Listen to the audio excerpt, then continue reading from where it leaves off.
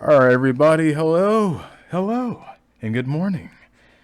And today we're going to be looking at quite the video. This video is about African Americans and Black Californians want reparations, and they may get it soon. And they're talking about what would they be owned. So I'm like, reparations. Interesting.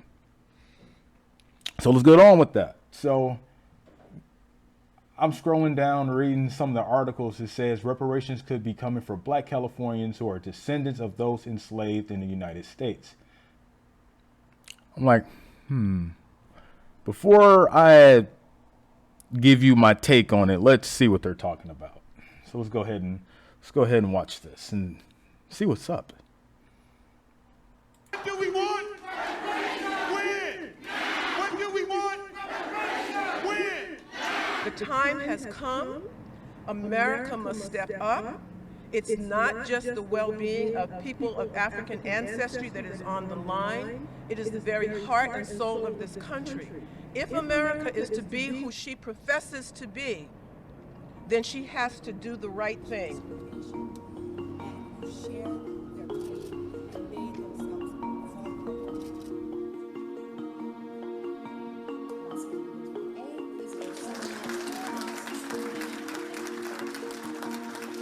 Laws of this nation affected every state and many places beyond the state.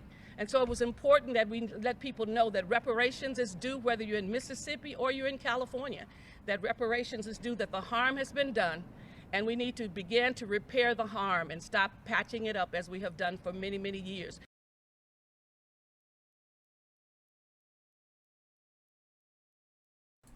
Okay.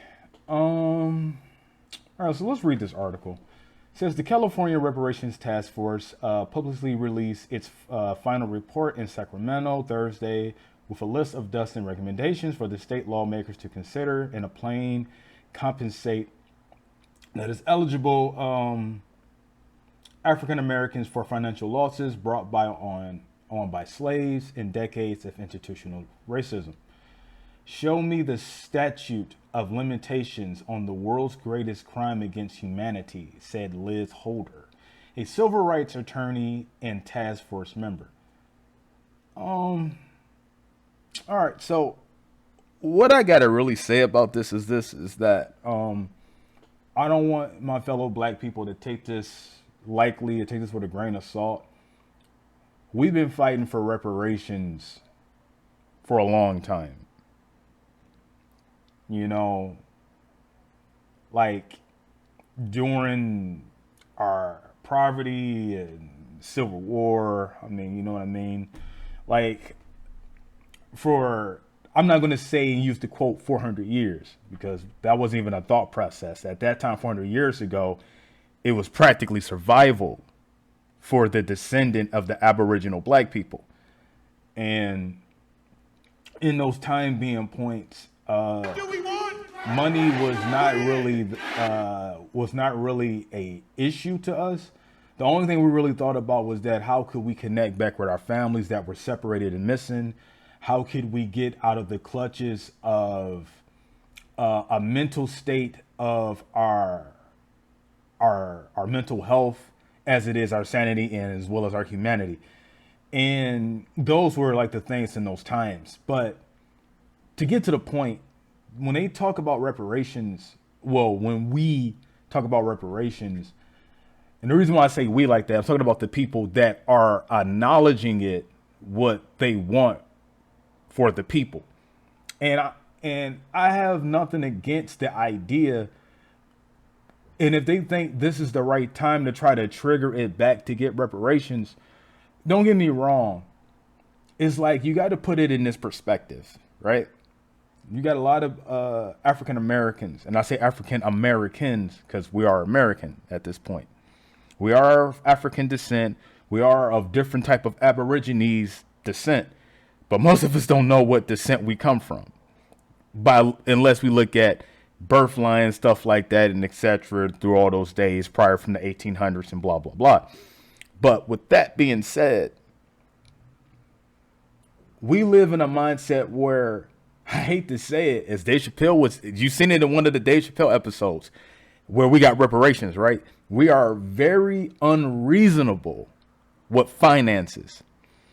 Like, say if this was to happen, who would manage it correctly? I'm not saying that the elderly wouldn't. Oh yeah, they would try to put great investment towards their children and grandchildren so they could have, go to higher up schools to get more educated and stuff like that, to become doctors or whatever stuff like that, or anything, any of those things of that caliber. But if you want to talk about the young youth, really, now I'm not saying out of the dozen, you may have some out of the, I would say fairly out of the 25% that may have the knowledge mindset to invest for their future, for things they like doing.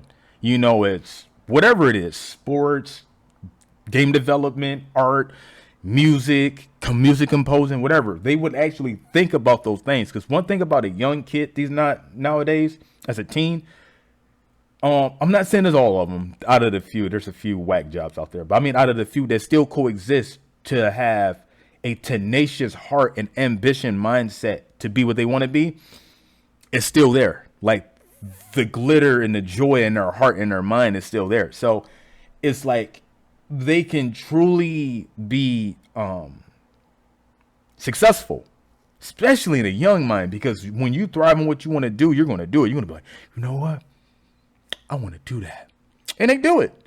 Now, I'm not saying that people in our age still don't want to do it. Just that through our experiences, we've been there, done that mindset ordeal. So we just want to skip the rest of that and get to that point. But so what I'm saying is that if we was to get reparations, and reparations went towards,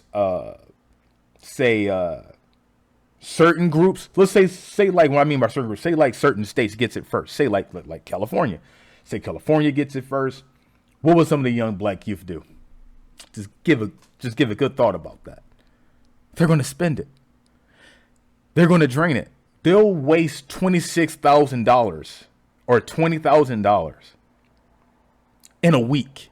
Hell, maybe even in a day, because of the fact that when we see money, we think about the things right then and there, what we can get and not what we could invest. It's not about putting in. It's about giving. It's about giving.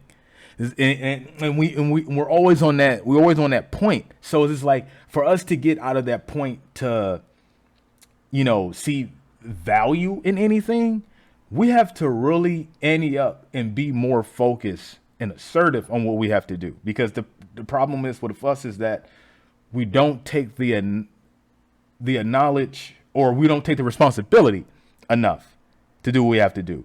Because here's the thing.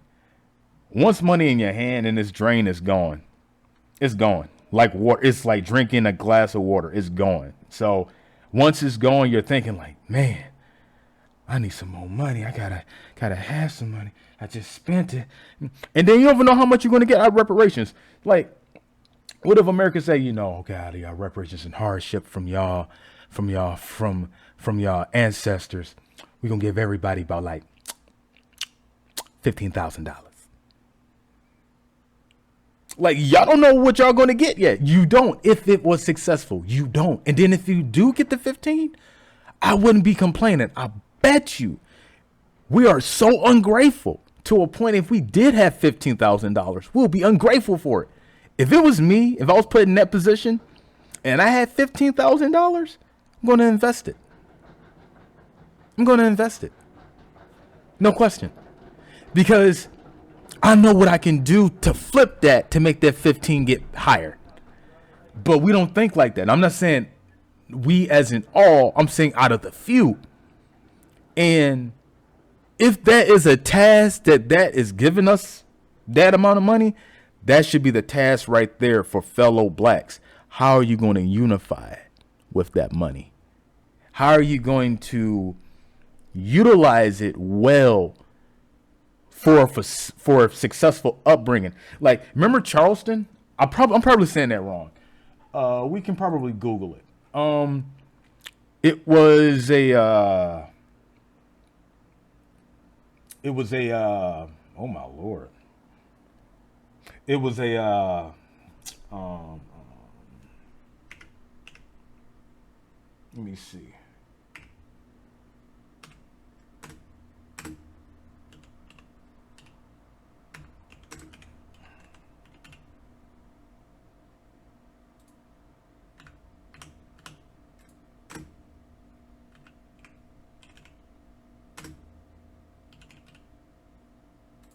Let me see, because I remember this correctly too.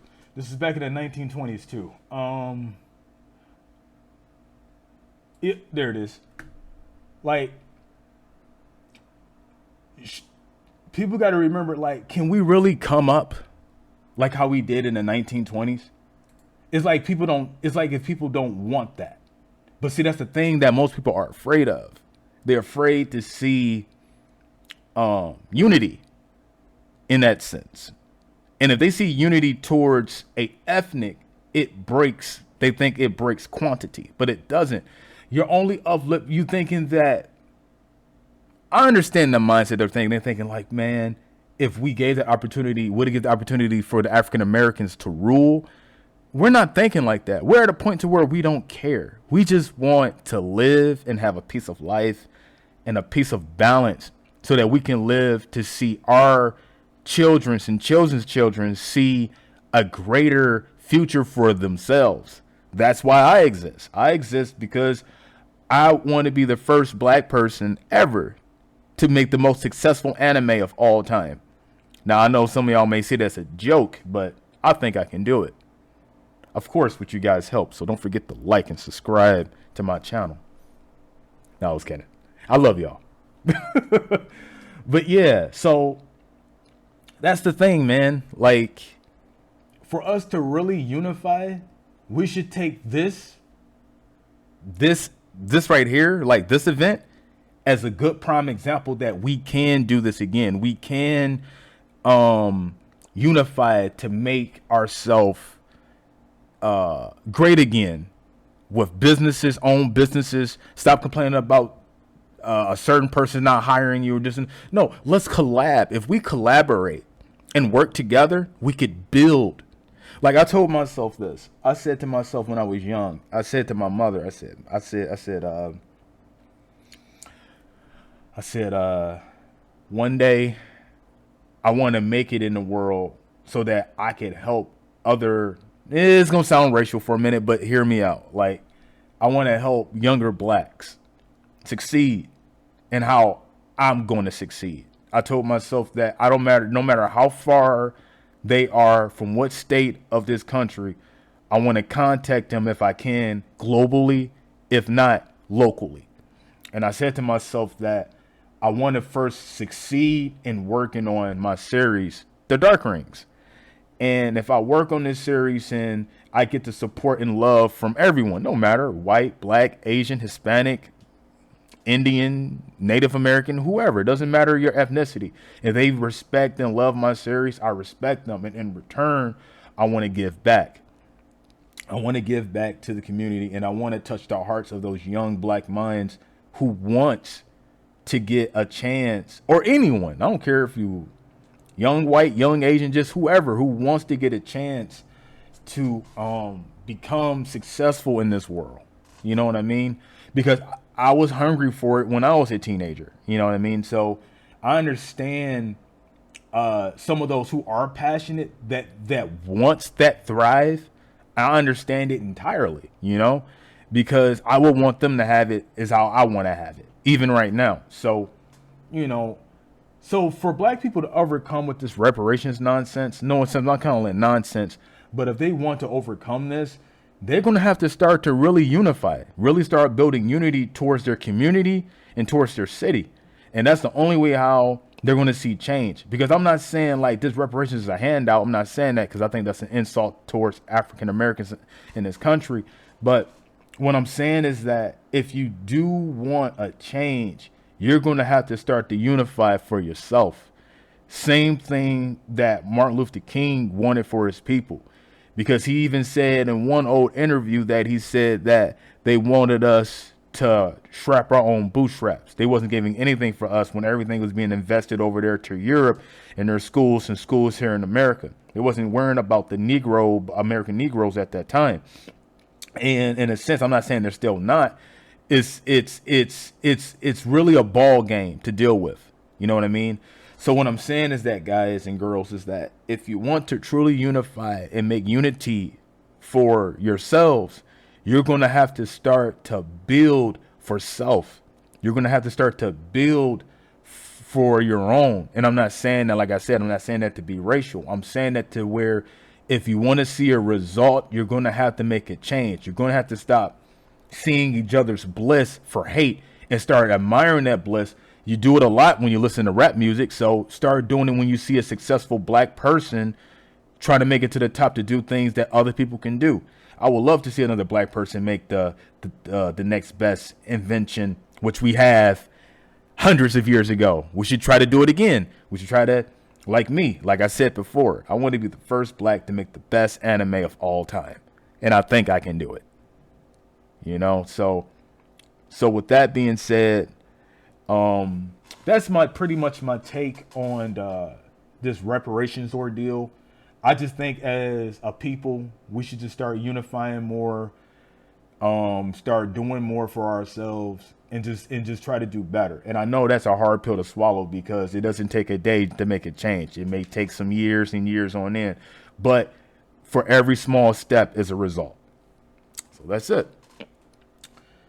All right, guys, that's pretty much all I have for my take for this ordeal about how the blacks in California wants to have reparations there in California. I mean, to be honest, I hope it does pull through. I want to see the result. I want to see if they're willing to make a change in love for themselves to see will it actually build a community or will it go into flames and people start robbing each other and acting a freaking fool. And I don't want that to happen. I love my people too much to see stupidity. And we are a very high intelligent people at best. It's just that we do the most dumbest things that it gives us the shape and personality that people think that we're dumb when we're not. We're very, very intelligent. And we're very a type of unique type of people. So with that being said, I think I said enough. But like I said, you guys have a great day. May God bless you all. Live your days smooth. And that's it, man. That's the video. End the video. Oh, stay retro.